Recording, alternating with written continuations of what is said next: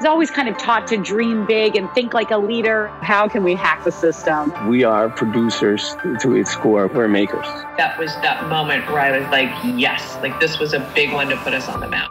Creativity is messy. Perfect is boring. That to me is good creative. That to me is success. You can see talent in people. We want to go create the next best brand in the world. This is who we are and this is what we do. This is Creatives Offscript.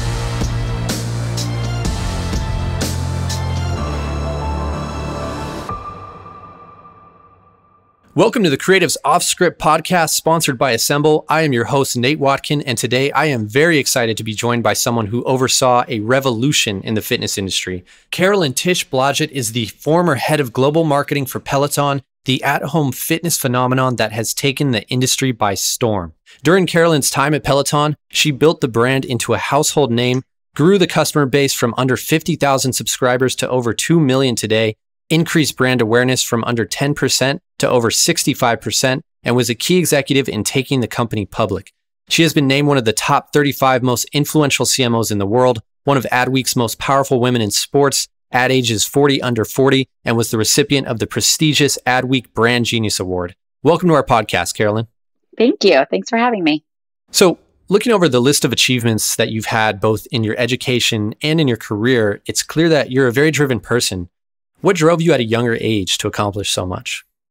Yeah, so I would say when I think about kind of my younger years, entrepreneurship has actually always been kind of a key element to it. So I think about, I was very close, I am still very close with my family growing up. My grandfather helped start Preston Robert Tisch. He helped start Lowe's Corporation.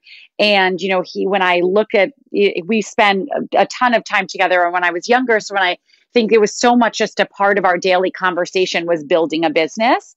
And the same with my dad, he built his business as well. And so I would say drive, it was never really called being driven. It was just sort of in our DNA and a part of what we did. Yeah, sounds like entrepreneurship runs in the family. So I'm sure you had a lot of inspiration growing up. Yeah, it's funny because again, I think when it's in your DNA, you don't think about it. My daughter just turned 5, and as she kind of struggles with figuring out how to learn how to read, my mom was telling her a story about how the night before I went to kindergarten, I was in a panic and I was crying and I refused to go to kindergarten. I said, Mom, I can't go. I don't know how to read. Everyone in my class knows how to read except for me. And I felt this, and she said, that's why you go to school. Kindergarten school teaches you how to read. And I just felt this intense pressure to succeed. And, I think that was just sort of in my DNA and in my blood. And I've always kind of felt that intense pressure. And it was just, I guess it was just so much a part of how I grew up and in me from an early age.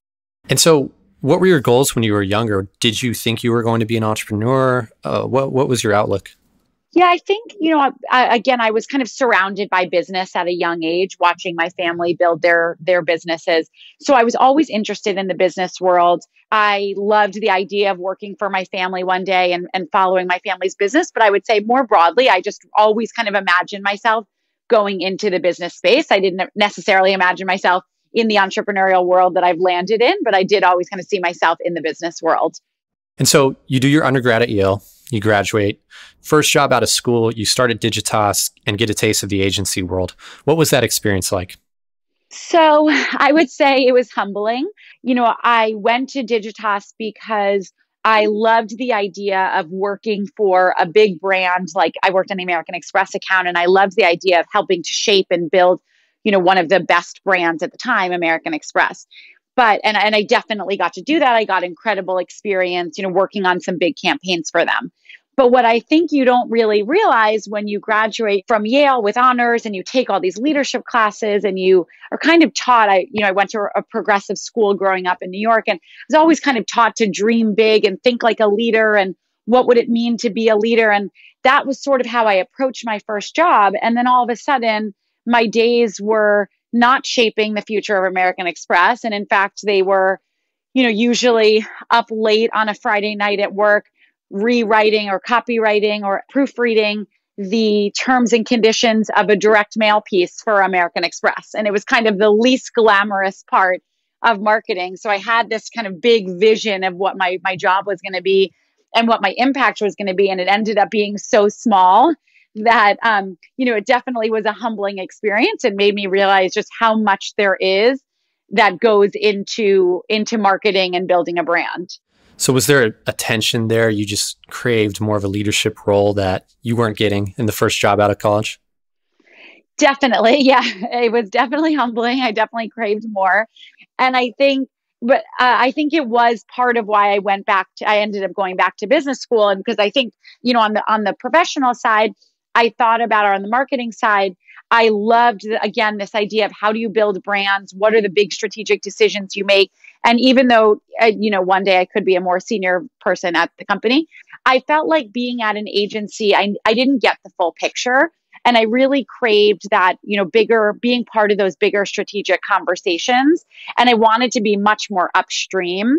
And I felt like I needed to go back to business school to be able to be a part of those conversations. It felt like, again, it was such a great experience, particularly at a young age, to be able to see a campaign from start to finish and really understand how that comes together was so critical, and something I still think has been such a big part of who I am today and my role at Peloton. But I did really want more of that brand experience. So you decide to go back to school. You get accepted to the Harvard MBA program.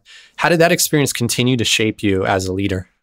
Yeah. So, when I went to Harvard, I think I went thinking that I was going for really tangible technical skills. So I had a political science degree from undergrad. I had, really never taken any quantitative classes before. And I felt like I'd never read a balance sheet, much to my father's dismay. So I really thought that I was going to get, this kind of technical experience. But I think actually looking back, while I definitely got that, and that was, eye-opening in its own way, I think what I really learned was much more, and the classes that have stuck with me was much more on the leadership side, actually.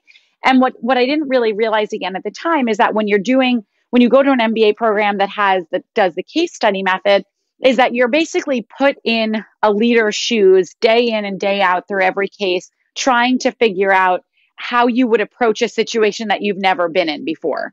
So every single day you're learning, how do I approach a problem that I don't know how to solve? How do I tackle something that doesn't have a clear answer?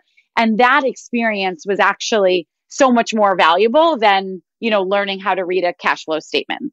So from Harvard, you get hired at Pepsi, where you led one of the brand's most successful beverage product launches in the past decade for Mountain Dew Kickstart. What was that experience like? Yeah, so this was very different. It was so satisfying. You work on these product launches for so long, and then, to be able to then go launch the product and see how successful it was incredible. One of the things that I think I didn't appreciate, again, I think when you come from the marketing side, you don't really appreciate how complicated it is to launch a new product.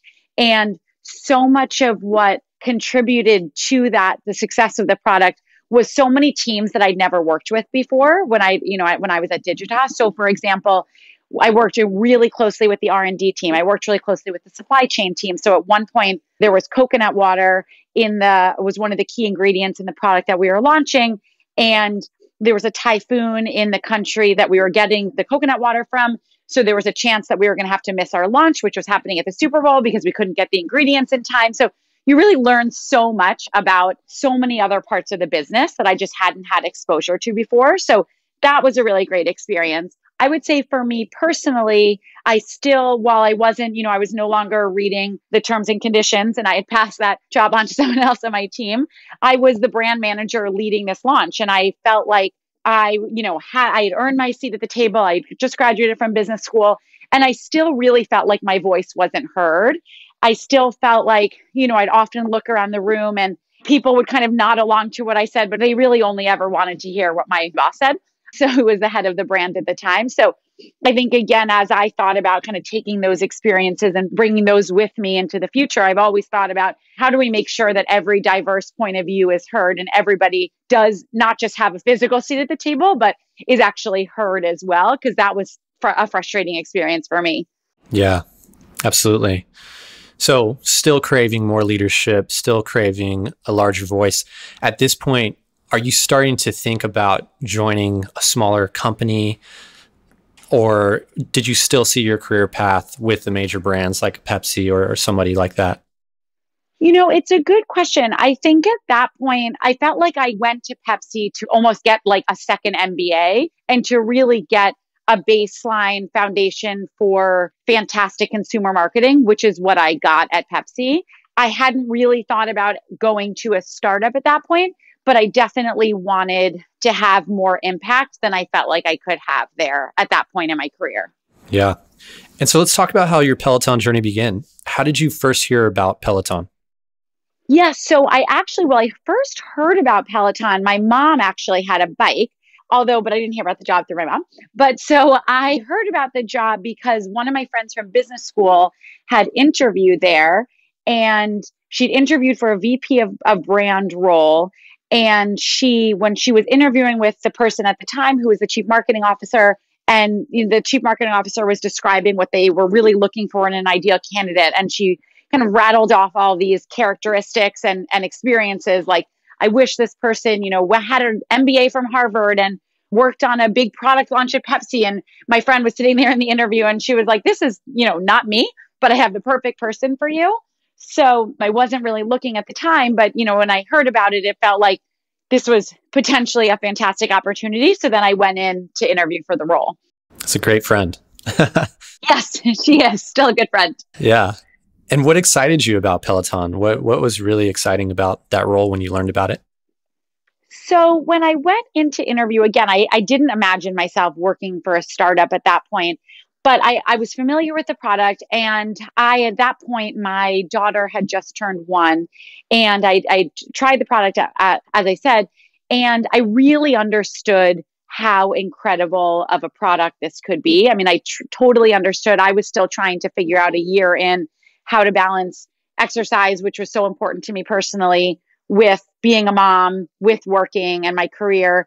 And I hadn't quite figured that out yet. So I really understood how great this product could be. But at the time, it was still, completely not known. I interviewed with John Foley, our CEO and founder, in a kind of side office in a WeWork on 29th Street in New York. And he talked about, so I knew the product was great, but no one knew about it. And we were teeny. And he talked about this vision of, we're not just going to take over the boutique fitness industry. We're not just going to take over, indoor cycling. Imagine a world in which we have revolutionized the fitness industry.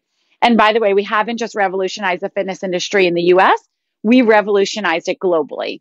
And it felt like such a wild dream, but I completely bought into it because I knew, again, how great the product was. I just knew that this was now a marketing challenge, and that marketing and myself in this position had to kind of take over and really help make that dream a reality. So it sounds like some of your entrepreneurial DNA kicked in a little bit and you saw this massive opportunity ahead of you. Yeah, I did. And again, I never imagined, like, I hadn't been in a role like this before where I had a kind of blank slate to go create that. So I didn't know exactly how to do that, but it did feel like this vision was so clear to me and I just had to go figure out how to make it possible. So you were the company's first marketing executive. What was your vision? So the vision was, I think what I realized was that there was this great product, but we didn't really have that marketing vision yet. And what we couldn't do, so what an easy thing to do would be to kind of sell this product as the convenient choice. So you like exercising, now we're just going to show you how it can be great at home. But home fitness had been around for decades, right? I mean, there was an entire home fitness industry that wasn't exactly doing that well because everyone realized that it was boring, it wasn't motivating, and it wasn't that much fun to work out at home. It just became a clothes hanger. So we couldn't just sell that. We had to first of all, really understand who our target consumer was beyond just kind of the convenience piece. And we had to build a brand beyond that. So we had to really identify what is the role this brand can play in people's lives. And it was not just that you could, again, fit in a 20-minute workout before your meeting started that day or your job started that day, but that you were actually going to show up better in the rest of your life because of the role that Peloton played in it. And that was actually a new thought it wasn't really a story that any brand had told, especially not in the fitness industry that was so used to, you think about fitness marketing from the last 20 years, it was like 6 weeks to rock hard abs and lose 20 pounds by your wedding. And it was an industry that was so saddled by kind of functional messaging And we were actually telling this emotional story for the first time. Yeah, absolutely. And I think that stood out so clearly in the market. I recall that, and Peloton, I think, was really recognized for even redefining the way that fitness equipment brands looked and felt, especially with your TV ads. Coming from my background in production, I can tell you personally, many times we heard, we want the Peloton look. I think you almost achieved something similar to like what Apple did with their visual style to create this new tone for the brand. How involved were you with the creative and especially the visual direction of those ads? Yeah. And thank you for recognizing that. We've definitely heard that in a lot of agency pitches that people, said like, we're going to go create, the next Peloton look and feel. And so I was very involved. I mean, I would say I still am very involved, even as my team has grown. I think, again, I had a fantastic team, both, I hired a few people under me, and then we had our agency mechanism that I still work incredibly closely with. And they really bought into this vision that I just shared before of, we're not just like, take us out of the category that we're in. Never think about us as a fitness brand, because we don't want to be in that industry. It's not the type of brand we want to create. We want to create a brand that is really special to people. And, one of the things John had said to me in my interview is, we want to go create the next best brand in the world. We want to go create the most special brand in the world. So we were never going to think about this as kind of typical fitness industry marketing. We wanted to go create a brand that really stood for something and that really connected to people. Up next, we'll talk about scaling Peloton and how the 2018 Winter Olympics launched the brand. But first, we wanted to take a moment to tell you about Assemble, the industry-leading project management platform designed for producers. Assemble gives your team an end-to-end project management solution featuring calendars, task lists, and industry-specific features such as casting, location management, call sheets, advanced post-production review, and more. And of course, this platform has been designed from the ground up by producers for producers. Assemble is being used by industry-leading production companies, agencies, and brands to help them streamline their content production. If you're currently paying for a multitude of different tools and you just want one project management solution that can fulfill all of your workflow needs, try Assemble today. Our listeners get a special discount of 20% off for their first year. Just enter the code Offscript, that's one word, at checkout. Learn more at assemble.tv/project-management. That's assemble.tv/project-management. You are listening to the Creatives Offscript podcast. So let's talk about the 2018 Winter Olympics campaign, which you've described as Peloton's coming out party. What was the most fun and challenging part of that process? Yes, it was our coming out party. So we had been doing TV campaigns about a year and a half before the Olympics, but we were and are still very performance marketing driven. So we were buying remnant TV, a lot of late night TV. We had never done something as big as the Olympics. So that was our biggest media investment to date. This was really, as I said before, our coming out party and really putting Peloton on the map for the broader population. Again, on the advertising side, the way we thought about it is, again, we had spent the past year and a half really educating people on what our product was. Because we created a new category, we really had to connect the dots for people of what is live studio fitness at home. And most of our advertising was kind of advertising as product manual. This was the first time we really wanted to tell more of a brand story. And we wanted to show people what the role that Peloton, the brand, can play in people's lives. So we told this story through this one example woman of how, as she went through her life, day in and day out, both the good and the bad, she kept returning to Peloton. And Peloton was the thing that kept her going. And that was really, again, the brand story we hadn't told before. So that was, really exciting to be able to shift from just kind of product storytelling to brand storytelling. I would say the most challenging, but also probably the most fun part of it was that we also live streamed classes from the Olympics. So at that point, we had never streamed any classes outside of our studio on 23rd Street in New York. And for the first time, we live streamed the classes from the Olympic Village in Pyeongchang. So there were obviously, a ton of complexity that went into that. Yeah, it's really exciting. Such a great partnership with the Olympics. And related to that, what you were just talking about, at that time, what did you feel that you knew about your target audience that other companies didn't? I would say, so we took a really rigorous approach. We did a segmentation for the first time when I first joined. And I think what we learned about our target and, to your point on how our marketing looks and feels really different than the rest of the fitness industry, I think we did understand about our target that they wanted more than just the physical benefits of exercise. And again, we were talking to people that already mostly had a fitness regimen. So we weren't convincing them that why the health benefits of working out, but we were convincing them there was something bigger than that. And, I often, my team rolls their eyes every time I start talking about Maslow's hierarchy of needs, but that is like, we were striving for something higher on that hierarchy of needs than just looking good. And that was so different than I think how a lot of other people were approaching their target within the fitness industry. And so the company starts to grow very quickly. What were some of the challenges associated with scaling from this scrappy startup in WeWork to, eventually a major public company? Yeah, I mean, I think if anyone that works at a growth company knows that the challenges that come with scale. I mean, we could never hire fast enough to meet all of our needs. We will always have, we'll probably always be like 30% less filled on my team than we need to be. So there were definitely challenges in that. I would say from the market. So there are challenges in just growing as, fast as we can in terms of hiring people.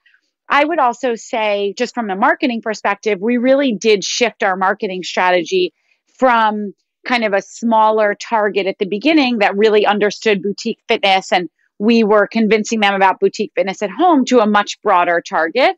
So we went from building one of the most special aspirational brands in the world to building one of the most special and aspirational brands at scale.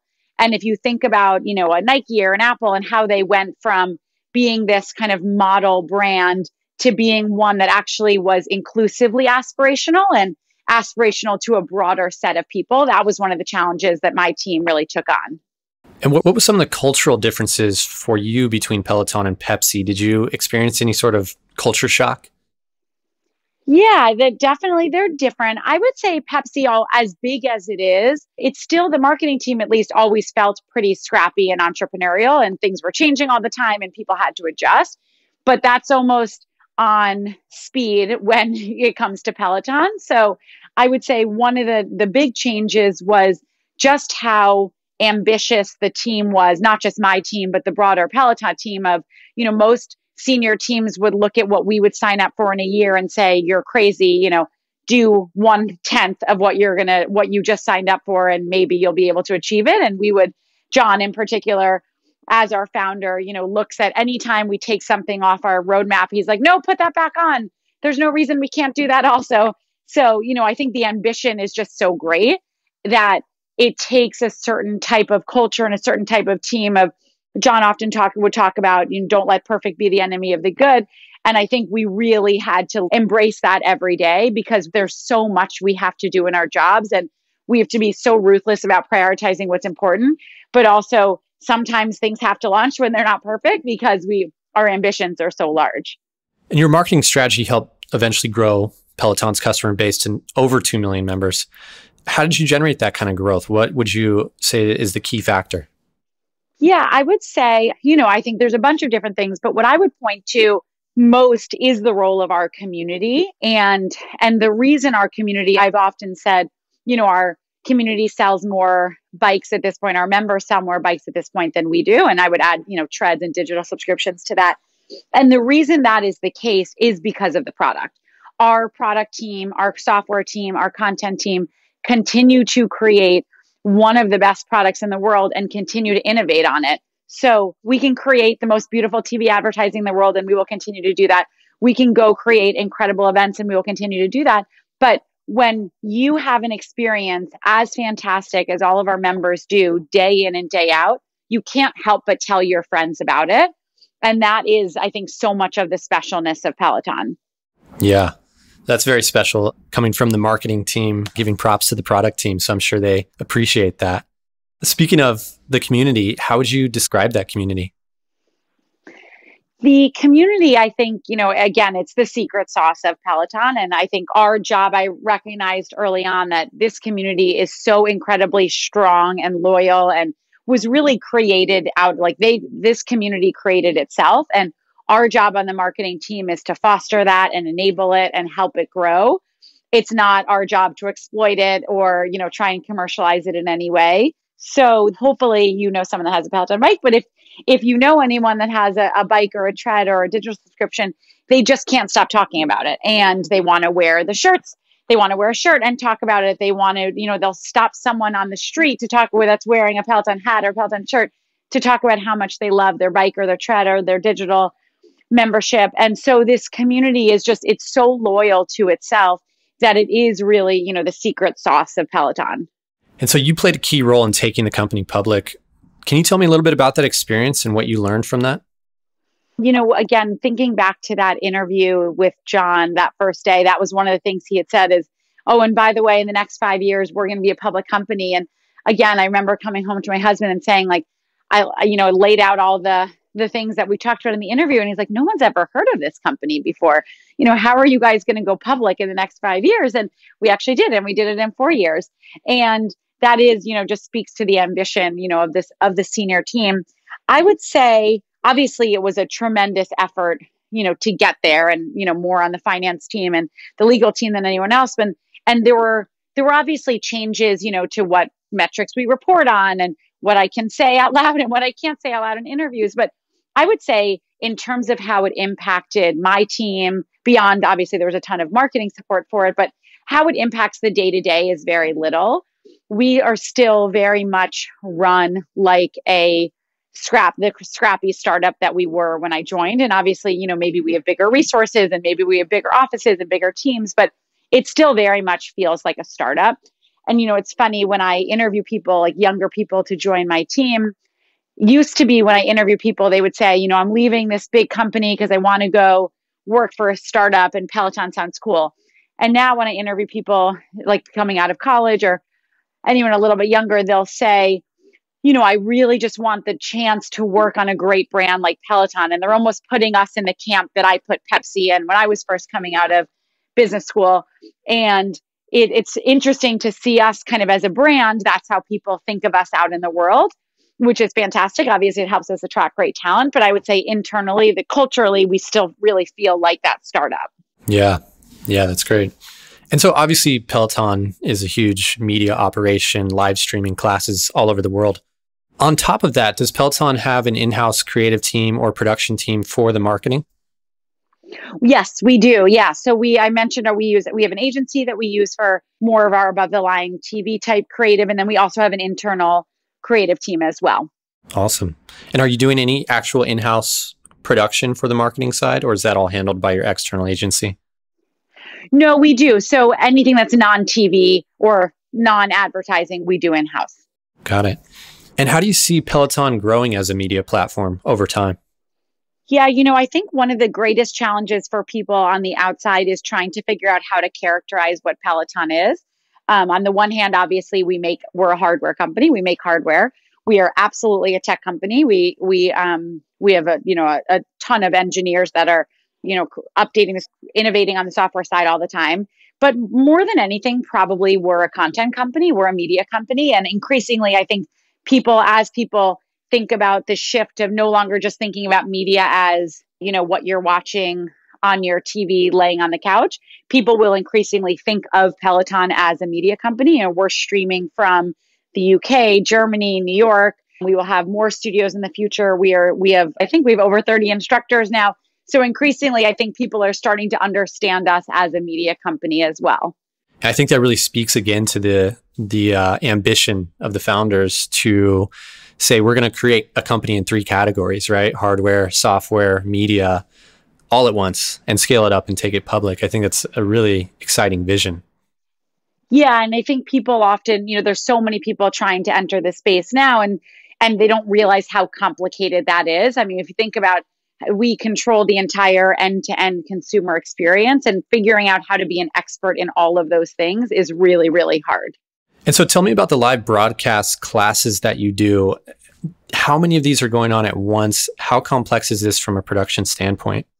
Yeah, so it is complicated. As I said, we are a media company at this point. We just a few weeks ago opened our new studio, Peloton Studios, New York, where we will have multiple classes being streamed at once from New York and then again in London. So it's complicated. I mean, this is just as complicated, if not more complicated than, what you think of as a traditional media company. Yeah, definitely. So I'd love to learn more about the social impact program that you created. Where did the idea come from? Oh, good. I'm glad you asked about that. So one of my favorite things to talk about. So social impact. So when I joined Peloton again, I think I saw this vision for revolutionizing the fitness industry. But what was really clear was that this is a product that changes people's lives, but unfortunately, it could only change the lives of the people that could afford it. So I felt really strongly that there was a ton we could do to democratize Peloton and make it more accessible. So we launched our financing program. So now you can finance the bike with no money down, 0% APR. So that made the bike more accessible to people. We launched our digital subscription, which means you can access our app and all of our content without any hardware. But at the end of the day, those things both still cost a fair amount of money. So I felt really strongly that as a company, as a brand, we needed to make Peloton accessible to people that couldn't afford it at all. So we launched what's called the Comeback Program, where we donate 100 bikes a month to people that are on a comeback journey of their own. And it is, no questions asked. We gift you the bike, we gift you the subscription, and you have a Peloton bike in your life. And the stories are just, if you're ever looking for a good cry, I encourage you to go to our blog and read some of the stories. They're just absolutely incredible. And we are all so proud that we're able to give back in that way. We've actually extended the program recently to make one specific for healthcare workers with everything that's going on in the world now. Yeah, that's amazing.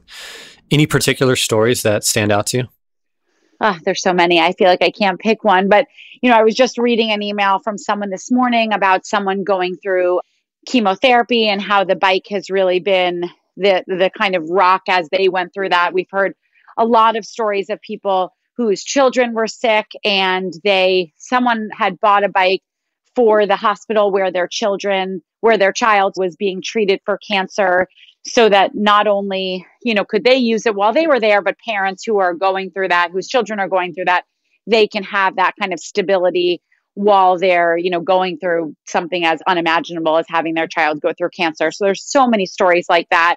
But then there's also kind of the stories of a bit more kind of everyday heroes and people going through postpartum depression or going through a divorce, and people that are not necessarily, they're not the extreme stories that sometimes you hear about, but just people whose lives could be so greatly improved with Peloton. Yeah, that's incredible. So you were named one of the 25 most influential CMOs in the world. It's a heavily male-dominated field. I know you mentioned some of the diversity struggles you faced early in your career. What was it like growing your career in that environment? Yeah, so it's interesting. It's funny. I don't think of marketing as so male-dominated, but I definitely think of tech as male-dominated, which is what, Peloton sits in tech.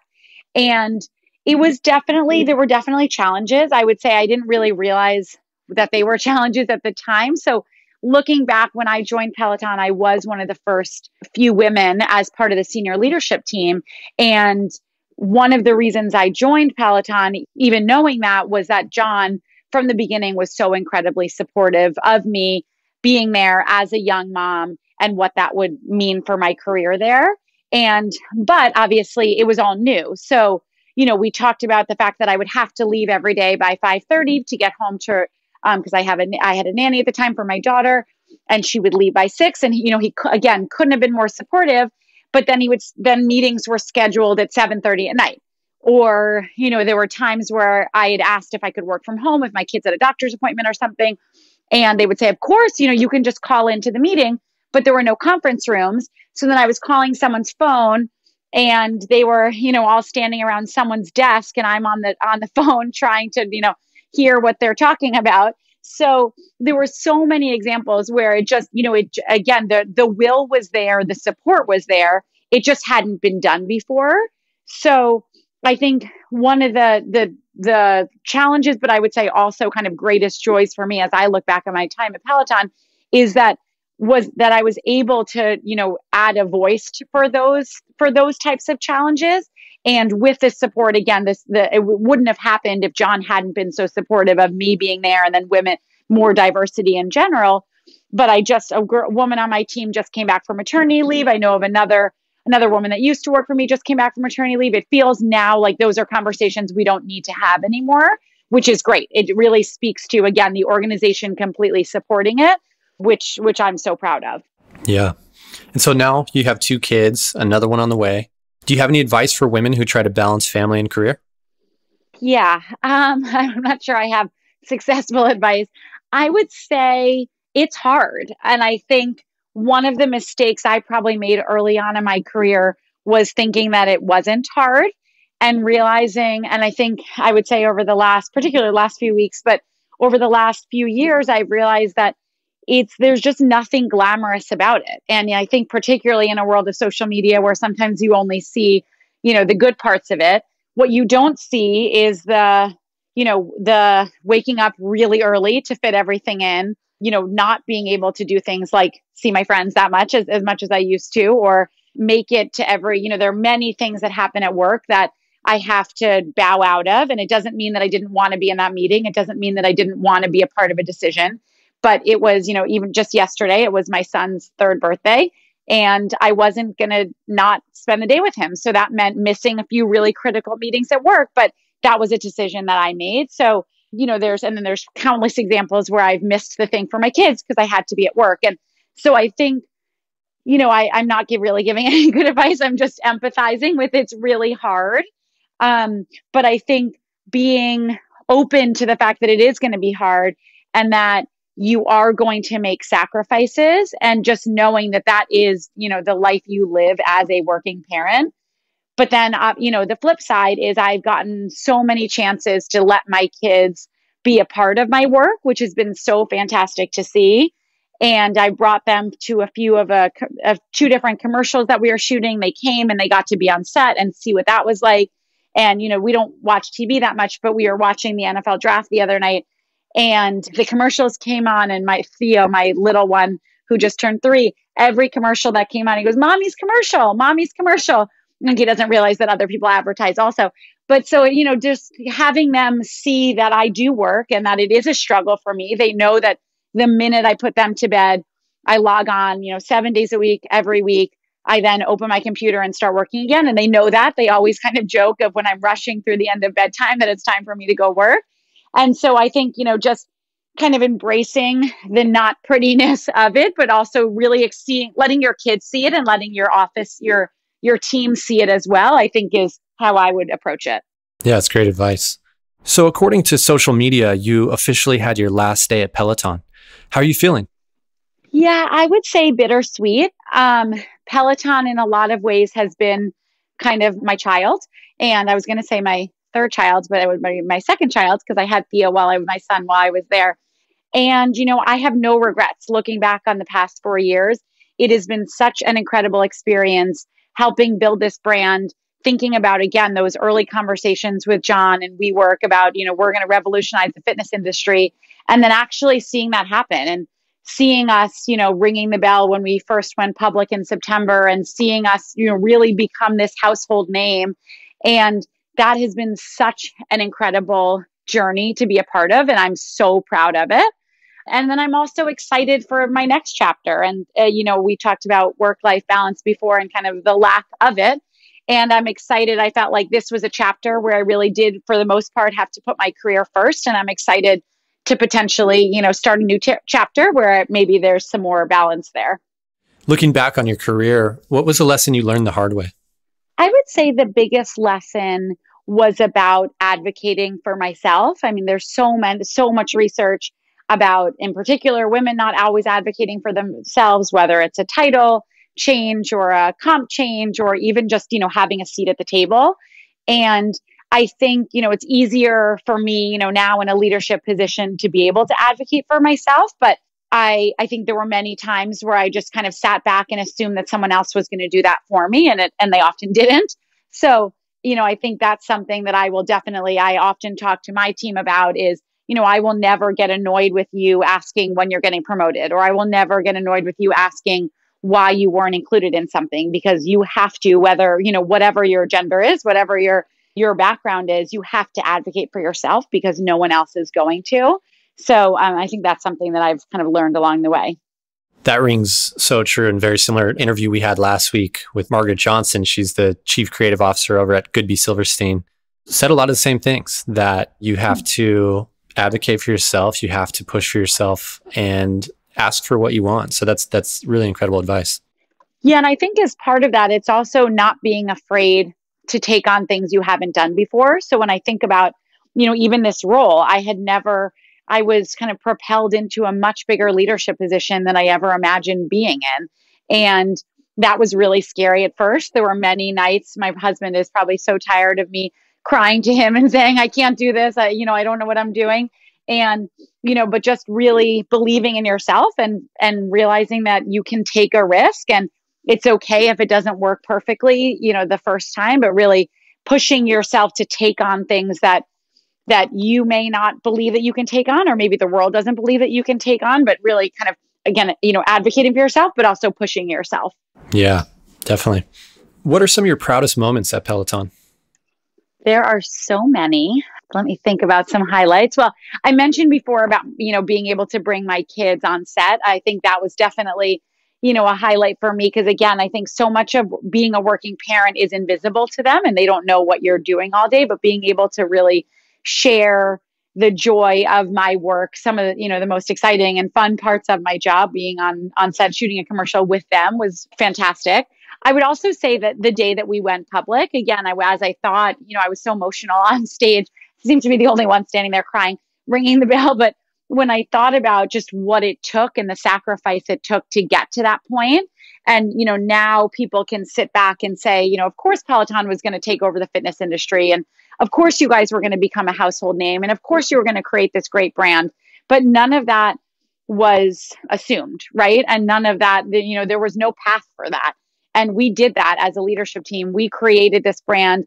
We created this revolution. We created this new category. We revolutionized the fitness industry. And so standing there kind of taking stock on that and looking back and realizing, now we're here and we have arrived, and there's so much more we're going to do in the future. And I'm excited, for us to do that. But just kind of celebrating that accomplishment was probably one of my proudest moments.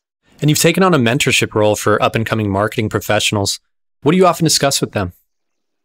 Yeah, I would say a few things. I would say, on the kind of career development piece, as I mentioned before, I do think, advocating for yourself is so important. I would also say being open to taking a kind of more circuitous path. So I think people will often, ask me, should I go to business school? Should I work at a big company? Kind of asking about some of the building blocks that I had. But I don't think I might have started out my career thinking I was on this really linear path, and it didn't go that way.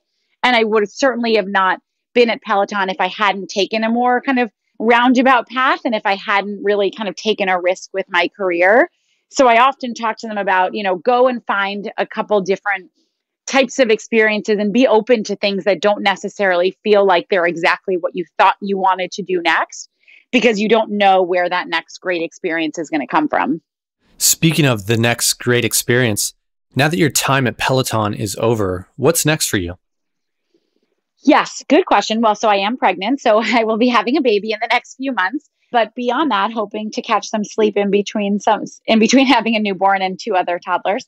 But I would say, so I am staying on with Peloton in an advisory role to help with a certain key projects, and then also just to transition into new marketing leadership. But I would say more broadly than that, I'm really excited to spend some time. I'm really, first of all, open to kind of what the next few months of having some time to think and space to think brings me. But I'm excited to spend some time in the thought leadership space and potentially do some more speaking, maybe writing, and really be able to kind of help other companies like I have with Peloton. Again, I think there aren't that many times in your career that you can build a brand from scratch, and there aren't that many opportunities to really start from the beginning and build something. So I'd love to be able to bring that to other companies, whether it's in an advisory role, a board role, or in a official role with the company. And being that you're now such a successful executive in the tech industry, what kind of startups are you interested in? Or are there certain industries that really excite you now? I would say I'm open. Definitely, I think once you've worked in the tech industry, it's probably hard to leave the tech industry. So definitely interested in the tech world. But what I think I've learned about what I'm passionate about since I've been at Peloton is when you've worked for a brand that people are as passionate about as Peloton, it would be hard to not work for to not at least, go be able to create a brand like that. So said another way, I think, something in the consumer tech space, something that people can really become passionate about is something that I would be excited about.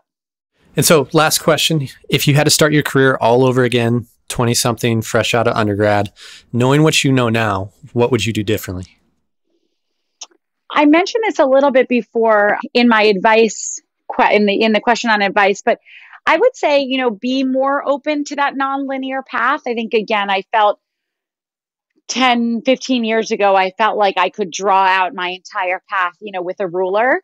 And I no longer feel that way. So I think, I would be more open to things that weren't necessarily exactly what I thought they were going to be. And I would also encourage other leaders to think like that. I think even just in my early days of when I was hiring my team at Peloton, I was so focused on, I need someone with this exact experience and this exact background. And I think over the last few years, I just have realized how much I've benefited from the diversity of backgrounds and experiences and diversity of thought that as my team has grown, that we've built out. So, really encouraging other leaders to continue to think about, how the benefits of diversity, of different types of experiences and leaders within a team, that really gets you to a better place. If you're interested in hearing more insight and inspiration from industry-leading creatives, click subscribe anywhere you listen to podcasts to become one of our listeners today. You can also join our newsletter for more insider content by going to assemble.tv/blog and signing up there. And you can find me on all channels at Nate Watkin. And don't forget, if your producing team is in need of a project management solution, try Assemble today to streamline your production workflow. Our listeners receive a 20% discount for their first year by utilizing the promo code Offscript, that's one word, at checkout. You have been listening to the Creatives Offscript podcast, sponsored by Assemble.